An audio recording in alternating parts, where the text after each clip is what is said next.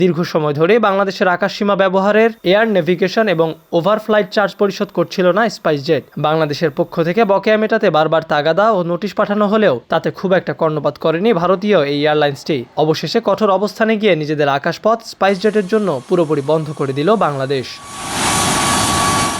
হঠাৎ নিষেধাজ্ঞার এই খবরে সবচেয়ে বেশি বিপাকে পড়েছে স্পাইসজেটের ভারতের অভ্যন্তরীণ এবং উত্তর পূর্বাঞ্চলগামী ফ্লাইটগুলো। Flight tracking website flight radar 24 এর তথ্য বলছে, কলকাতা থেকে গুয়াহাটি, শিলচর বা আগরতলাগামী ফ্লাইটগুলোকে এখন বাংলাদেশের আকাশসীমা এড়িয়ে বিকল্প পথে গন্তব্যে পৌঁছাতে হচ্ছে।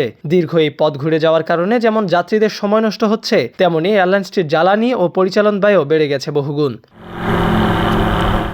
এমনিতেই চরম আর্থিক দুর্দশার মধ্য দিয়ে পার হচ্ছে স্পাইসজেট। সবশেষ প্রান্তিকেই সংস্থাটি প্রায় 270 কোটি রুপি নিট লোকসানের মুখে পড়েছে। তার উপর বাংলাদেশের আকাশসীমায় এই নিষেধাজ্ঞা যেন আর্থিকভাবে বিপর্যস্ত স্পাইসজেটের জন্য মরার উপর খাঁড়ার ঘা হয়ে দাঁড়িয়েছে। বিশাল এই লোকসানের পাহাড় সামলে দীর্ঘ বিকল্প রুটে ফ্লাইট পরিচালনা করা এখন প্রতিষ্ঠানটির জন্য এক কঠিন চ্যালেঞ্জ। স্পাইসজেট বলছে, বকেয়া পরিশোধ ও দ্রুত নিষেধাজ্ঞা প্রত্যাহারের বিষয়ে তারা বাংলাদেশের সঙ্গে নিয়মিত যোগাযোগ রাখছেন।